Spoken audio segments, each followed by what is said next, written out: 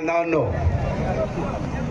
लढाई आजपासून सुरू झालेली नाही, ही झाली विधानसभेच्या निवडणुकीच्या आधीची। जेव्हा आमचे नागपूरचे देवेंद्र फडणवीस म्हणायचे की मी सत्तेवर आलो तर 7-12 कोरा करेल। फडणवीस साहेब, लढाई तुम्ही सुरू केली, पहिला डाव तुम्ही टाकलेला आहे। आता तो तुमचा डाव बच्चू कडूंनी तुमच्यावरच तुमच्याच गावात उलटवलेला आहे। फडणवीस साहेब, तुम्ही LLB आहात, तुम्हाला मुख्यमंत्री पदाचा आधी 5 वर्ष अनुभव आहे, उपमुख्यमंत्री पदाचा 2.5 वर्ष अनुभव आहे। आणि तुम्ही डॉक्टरचे कंपाऊंडर झाले, म्हणजे तुमचं डिग्रेडेशन सुद्धा तुम्ही करून घेतलेलं आहे जेव्हा शिंदेला CM बनवलं तेव्हा। फडणवीस साहेब, एक लक्षात ठेवा, हा महाराष्ट्र शेतकऱ्यांच्या कष्टाने चाललेला आहे, यांच्या उत्पन्नाने लोक पोट भरत आहेत, यांच्यातून महसूल जमा होत आहे आणि म्हणून या नोकरांना, आमदारांना, मंत्र्यांना पगार आणि मानधन मिळत आहे। आता तुम्ही जर म्हणाल की आम्ही अदानी अंबानी सारख्या माणसाला अंडीव फेवर करणार आणि त्यांना तुम्ही करोडोची अब्जोची कर्जमाफी करणार, हे चुकीचं आहे। आणि इकडे तुम्ही शेतकऱ्यांची कर्जमाफी करत नाहीत, हे भयंकर वाईट आहे। आणि जर तुम्हाला या कर्जमाफीसाठी पैसा हवा असेल, आमचे अजितदादा पवार 70,000 कोटी जे काही चोरलेले आहेत ते परत करायला तयार आहे। कालच शरद पवारांनी अजितदादांना सांगितलं, अरे ओ भतीजा, वो जो तुमने माल चुराया है ना 70,000 करोड़, वो वापस कर दे। अगर वो तुमने वापस कर दिया ना तो तुमके जेल जाना पड़ेगा, ना तो तुमको गंगा में डुबकी लगाना पड़ेगा। तो अजित पवार ने सोचा, चाचा फिर क्या करे, कुछ नहीं, किसानों का पैसा तुमने जल सिंचन में चुराया था 70,000 कोटी।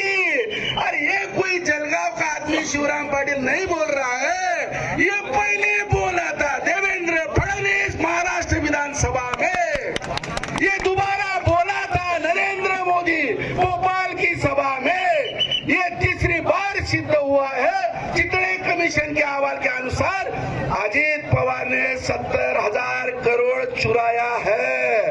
अगर अजित पवार भले बाती काका की सलाह पे 70,000 करोड़ अगर तिजोरी में वापस कर दे, हम किसानों का सब कर्जा माफ हो जाएगा और 7-12 कोरा हो जाएगा।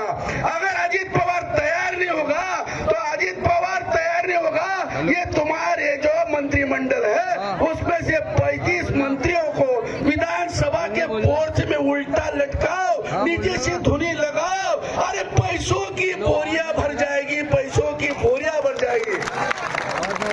फडणवीस महाराज, इसके लिए कोई नई टंकसाल चलाने की जरूरत नहीं, इसलिए कोई IMF मॉनेटरी फंड लाने की जरूरत नहीं है, इसलिए कोई वर्ल्ड बैंक का पैसा लाने की जरूरत नहीं है, इसके लिए कोई मोदी से भीख मांगने की जरूरत है। अरे तुम्हारे आसपास सब चोरों की महफिल है, एक एक चोरों को झटना चाहिए, चोरों को उल्टा टांग के लटका के झटकना चाहिए और महाराष्ट्र सरकार की तिजोरी ऐसी भरेगी, अरे कर्जा तो माफ हो जाएगा, अगले 5 साल सरकार चलेगी, अगले 5 साल सरकार चलेगी। फडणवीस, सब चोर लोगों को तुमने मंत्री बनाया है। मैं जलगांव का आदमी हूँ, मेरे यहाँ गुलाबराव पाटिल अरे पान को चूना लगाता था, चूना, और वो टपरी में बैठ के टैंगो बेचता था, चुरा के टैंगो।